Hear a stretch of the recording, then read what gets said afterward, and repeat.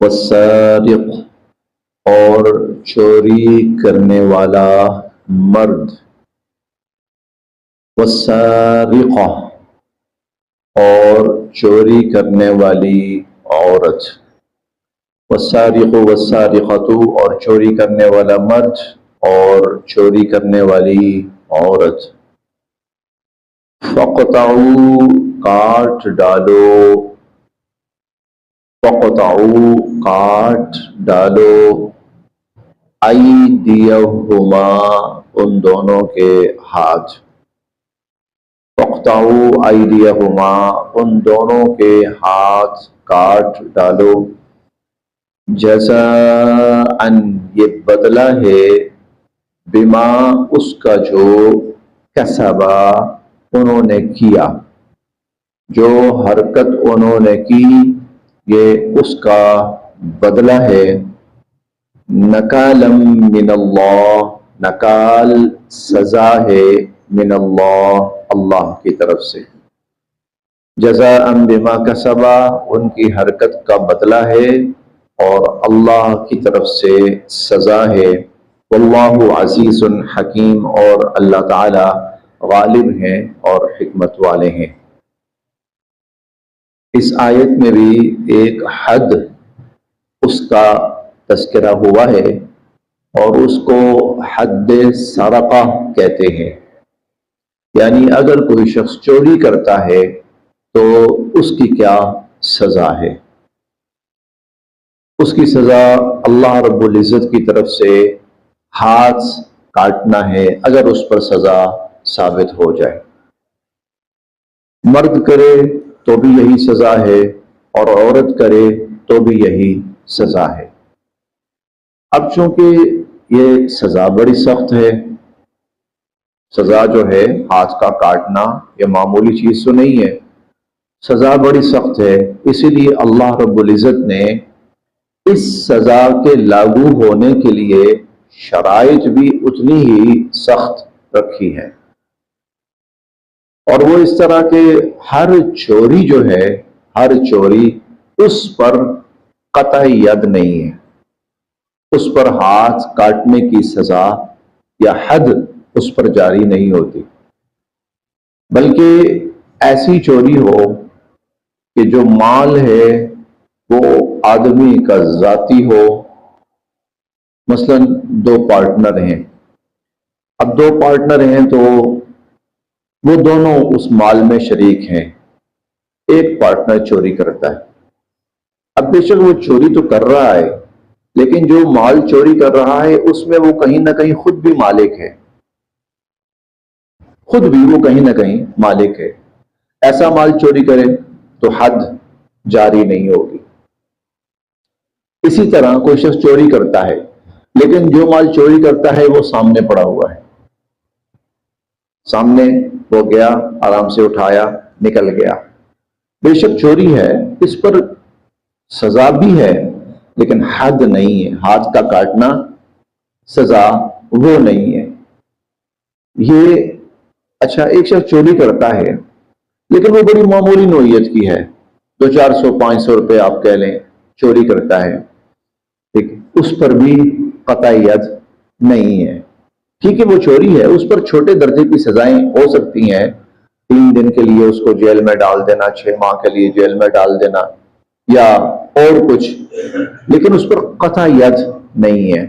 ایسا مال جو محفوظ ہو، اور محفوظ بھی ایسا ہو کسی شخص نے اپنے گھر کے اندر کہیں تجوری بنائی ہوئی ہے اس کے اندر رکھا ہوا ہے، یا کہیں کوئی بینک کا لاکر وغیرہ ہے، اس ٹائپ کی محفوظ ترین جگہ ہے، یا کسی شخص نے اپنے گھر میں کوئی جگہ کھود کر وہاں کوئی پیسہ محفوظ رکھا ہوا ہے، وہاں پہنچ کر کوئی شخص ان سب رکاوٹوں کو ہٹا کر وہ مال چوری کرے تو پھر جو ہے یہ شخص قطع ید کا مستحق بنتا ہے، پھر اس کے اوپر حد جاری ہوتی ہے، مرد کرے تو بھی عورت کرے تو بھی۔ فَاقْطَعُوا أَيْدِيَهُمَا ہاتھ کاٹ دو ان کے، جَزَاءً بِمَا كَسَبَا یہ ان کی حرکت کا بدلہ ہے، جو حرکت انہوں نے کی اس کا بدلہ ہے، نَكَالًا مِّنَ اللَّهِ نکال نکال کہتے ہیں ایسی سزا جس میں لوگوں کے لیے عبرت ہو. نکال ہر سزا کو نہیں کہتے، نکال ایسی سزا کو کہتے ہیں جس میں اور لوگوں کے لیے عبرت ہو. یعنی ایک کا ہاتھ تو کٹا ہے، لیکن ایک کے ہاتھ کٹنے سے پورے معاشرے کے ہاتھ محفوظ ہو گئے اور سب لوگوں کا مال بھی محفوظ ہو گیا ہے. اسلام کی جو سزائیں ہیں اس میں یہ پہلو بطور خصوصی رکھا گیا ہے کہ سزا ایسی ہو جو لوگوں کے لیے، باقی لوگوں کے لیے سبق آموز ہو، عبرت انگیز ہو. اسی لیے ہم نے کل جو ڈاکہ مارتا ہے اس کی سزا ہم نے پڑھی تھی، اور اس سزا کے اندر بھی کیا ہے؟ عبرت کا پہلو بڑا نمایاں ہے کہ لوگوں کو عبرت ہو، باقی کسی کی جرت نہ ہو آئندہ کہ وہ ایسا عمل کرے اور ایسی حرکت کرے. ہم انشاءاللہ 18ویں پارے میں پڑھیں گے، وہاں پر جب زنا کرنے والے شخص کی سزا کا ذکر آتا ہے تو وہاں پر بھی اللہ تعالیٰ فرماتے ہیں وَلْيَشْهَدْ عَذَابَهُمَا طَائِفَةٌ مِّنَ الْمُؤْمِنِينَ. ان کی جو سزا ہے وہ اتنی اوپن ہونی چاہیے کہ لوگوں کی اچھی بھلی تعداد اس کو اپنی آنکھوں سے دیکھے. وَلَا تَأْخُذْكُمْ بِهِمَا رَأْفَةٌ فِي دِينِ اللَّهِ. اور اس سزا کے لاگو کرنے میں کسی قسم کی کمی یا نرمی کا مظاہرہ نہیں کرنا چاہیے. تو سزا کا اصل مقصد جو ہے وہ معاشرے کو محفوظ بنانا ہے، اور معاشرہ تبھی محفوظ ہوگا جب سزا ایسی ہو جس سے لوگوں کے اندر ڈر پیدا ہو. اس لیے اللہ نے نکال کا لفظ استعمال فرمایا، نکالم من اللہ واللہ، اور اللہ تعالی عزیز غالب ہیں، حکیم حکمت والے ہیں.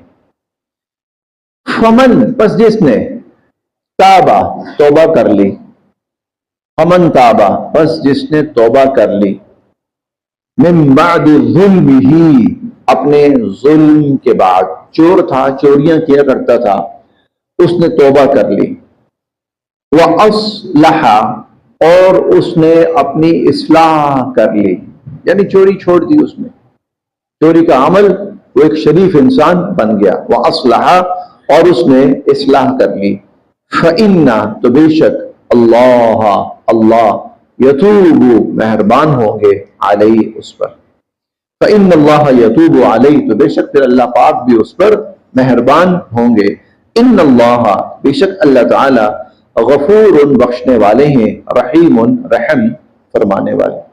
ان اللہ غفور رحیم بے شک اللہ تعالی بخشنے والے رحم فرمانے والے ہیں.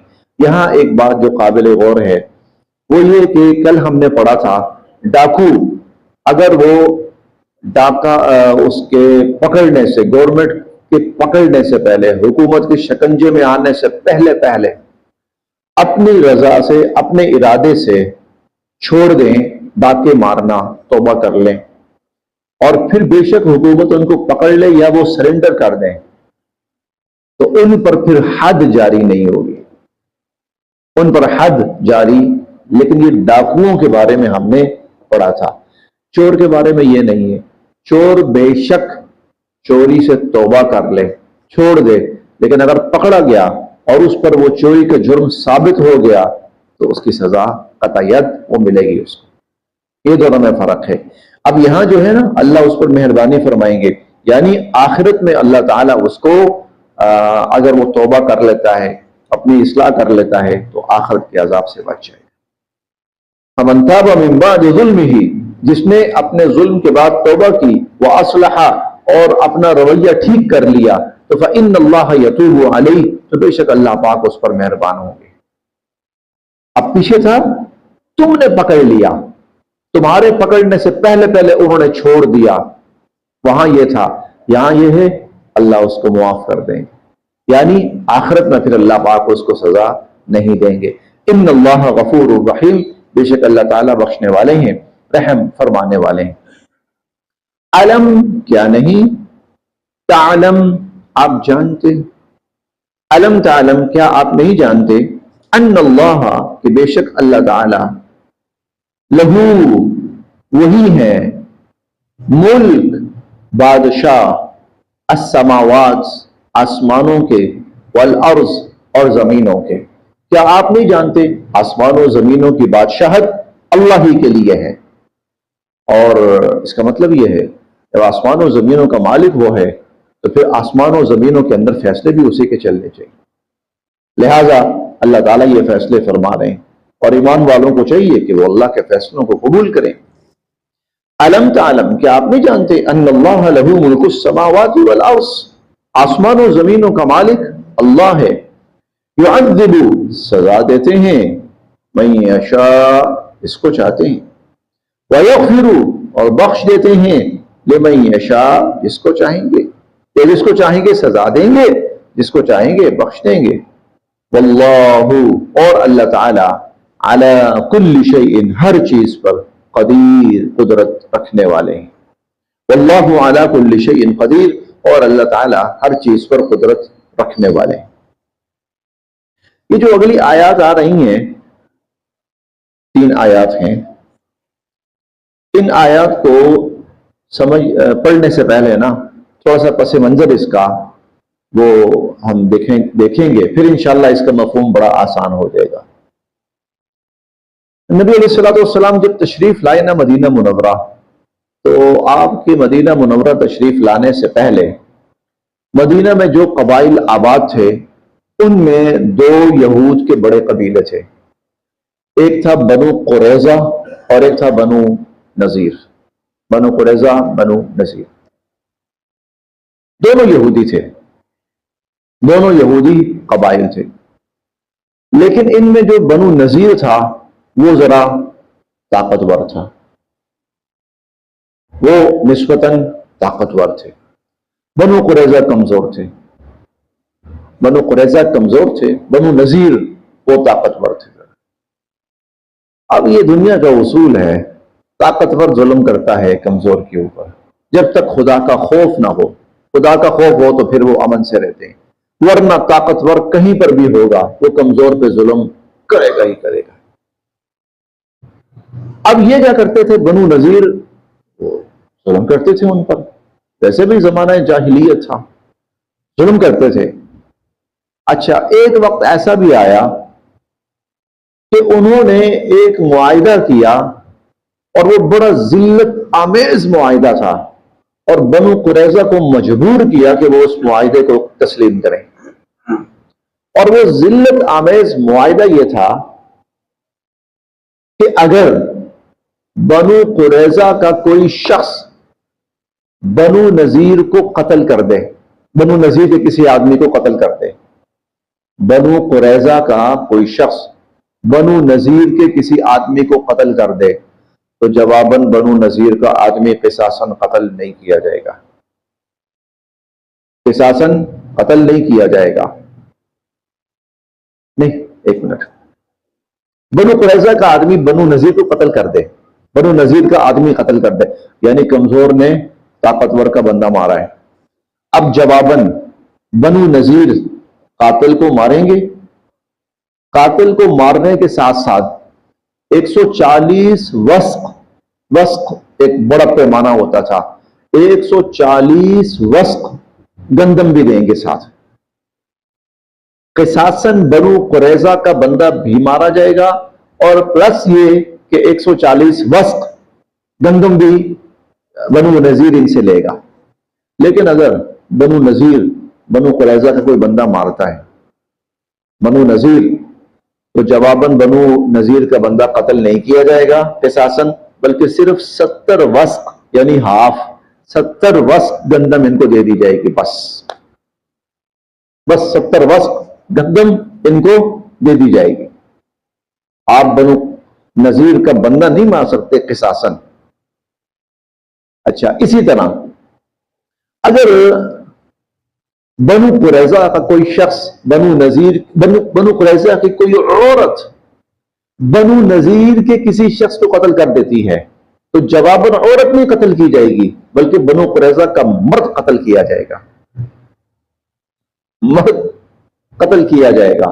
اچھا، اس طرح کی نہ اس کی بے شمار شکیں تھیں، اور ان تمام کے تمام شکوں کے اندر ایک طاقتور بدماشی کے زور پر، طاقت کے بل بوتے کے اوپر جو کمزور ہے اس کو ذلیل کر کے اپنے پاؤں تلے اچھل رہا ہے. ایک شکل اس کی یہ بھی تھی کہ اگر بنو نذیر جو ہیں ان کا کوئی شخص جو کہ غلام ہے، ان کا غلام بنو قریظہ قتل کر دیتا ہے، بنو قریظہ غلام قتل کر دیتا ہے، تو غلام کے قتل کے بدلے غلام قتل نہیں ہوگا، آزاد قتل کیا جائے گا، آزاد قتل کیا جائے گا۔ اچھا، اب بنو قریظہ مجبور تھے، غریب تھے، کمزور تھے، مجبور تھے، مانتے تھے، کیا کریں، نہیں مانیں گے تو اور زیادہ ذلیل ہوں گے۔ یہ سلسلہ چلتا رہا چلتا رہا چلتا رہا، حتیٰ کہ رسول اللہ صلی اللہ علیہ وسلم تشریف لے آئے۔ آپ جب تشریف لائے مدینہ کے اندر، آپ کی تشریف آوری کے بعد کچھ عرصے کے بعد ایک واقعہ ہوا، اور واقعہ یہ ہوا کہ بنو قریظہ کے ایک آدمی نے بنو نذیر کے بندے کو مار دیا، وہ قتل کر دیا۔ انہوں نے کہا بھائی تمہارا بندہ بھی ماریں گے، 140 وسق ساتھ گندم بھی، وہ بھی دو ہمیں۔ اب بنو قریظہ جو تھے نا، انہوں نے دیکھا کہ اسلام جو ہے بڑا عادلانہ دین ہے اور عدل و انصاف کر رہے ہیں، مسلمان بڑے عدل و انصاف والے، اور اسلام کے اندر کوئی اونچ نیچ نہیں ہے، سب کے لیے ایک جیسا قانون ہے۔ مسلمانوں کی موجودگی سے نا انہوں نے تھوڑی سی طاقت پکڑی، انہوں نے کہا ہم کسی نہ کسی طرح مسلمانوں کو اس معاملے میں شامل کریں گے، اور شامل کر کے مسلمان بھی ہماری تائید کریں گے کہ بھائی یہ ظلم کر رہے ہیں، بنو نذیر ظلم کر رہا ہے۔ انہوں نے کہا بھائی بات سنو، یہ کیا تم لوگ ہمارے ساتھ زیادتی کرتے ہو کہ ہم تمہیں ہمارا بندہ بھی مارو گے اور ساتھ گندم بھی ہم سے لو گے؟ نہیں، اب یہ نہیں کرنی ہم نے، اب برابری کی بنیاد کے اوپر فیصلہ کرنا ہے تو ٹھیک ہے۔ بنو نذیر جس کو انہوں نے چیلنج کیا، بنو نذیر کو، انہوں نے تمہاری ایسے کہتے ایسی، تم ہمیں چیلنج کر رہے ہو اور ہمارے عہد سے مکر، ان کا تم ہم ظلم کرتے رہے ہو، اب نہیں ظلم مانیں گے ہم۔ اب قریب تھا کہ ان میں لڑائی پیدا ہوتی، وہ جو کچھ بڑے تھے نا بنو نذیر کے، انہوں نے کہا نہ یار لڑائی نہ کرو، لڑے نا، اس کا فائدہ ہر صورت مسلمانوں کو ہونا ہے، پہلی بات، اور دوسری بات یہ ہے کہ اس لڑائی میں بنو قریظہ کی پشت کے اوپر مسلمانوں کی خود بخود ہمدردی شامل ہو جائے گی کہ بھائی یہ مظلوم ہے،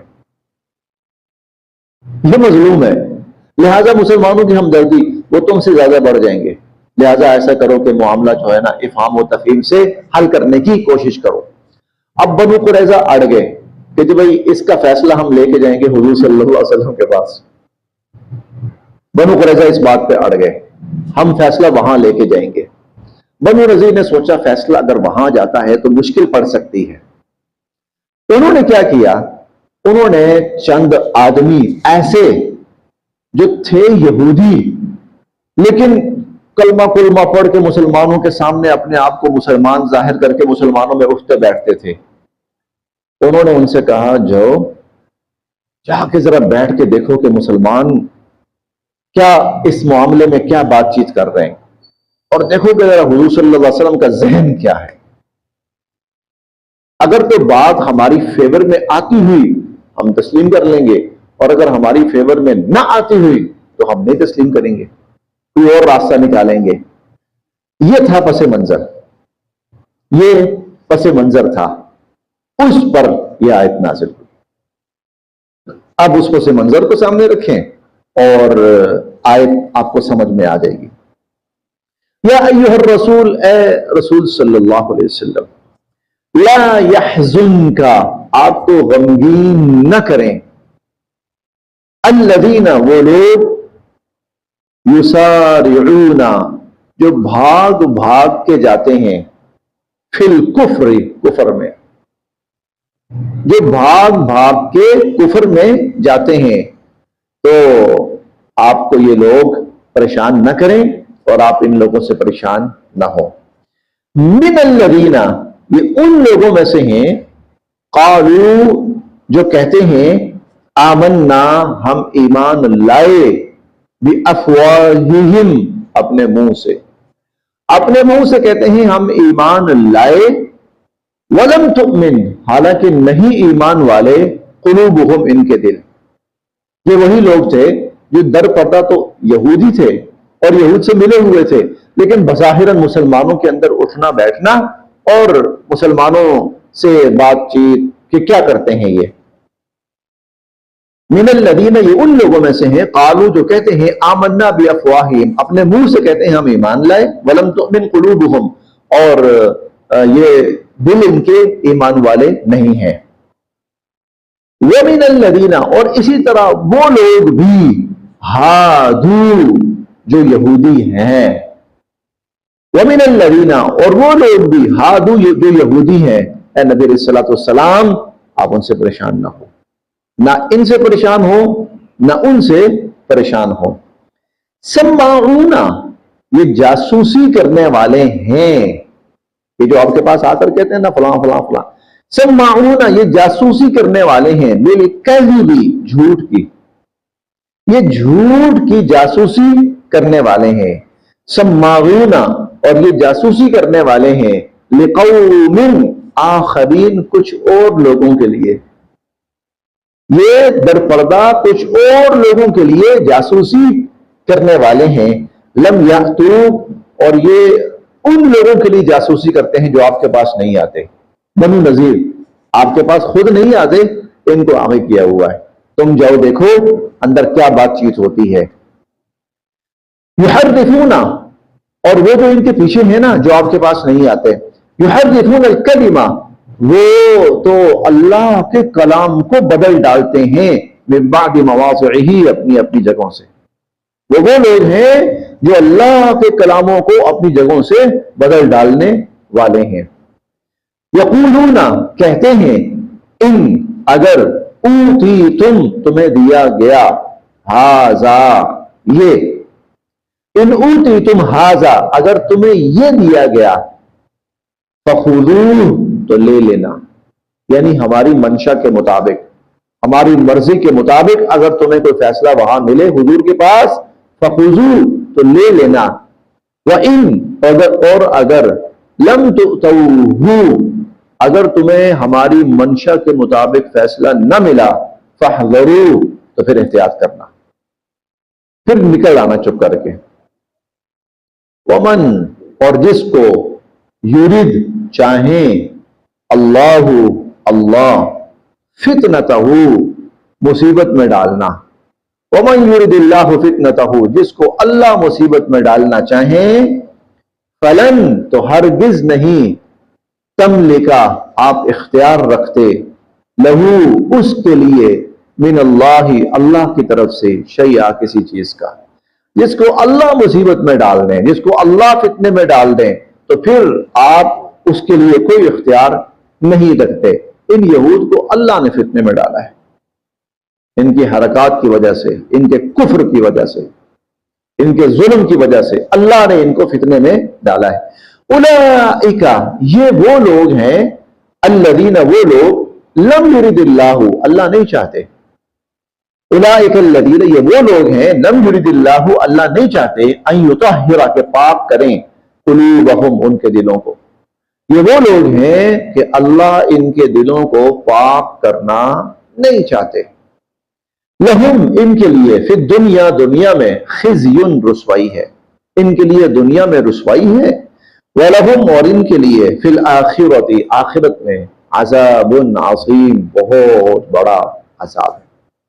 ان کے لیے دنیا میں رسوائی ہے اور ان کے لیے آخرت میں بہت بڑا عذاب ہے. بس آج فی الحال یہاں تک، ابھی یہ واقعہ چل رہا ہے، باقی انشاءاللہ پھر کل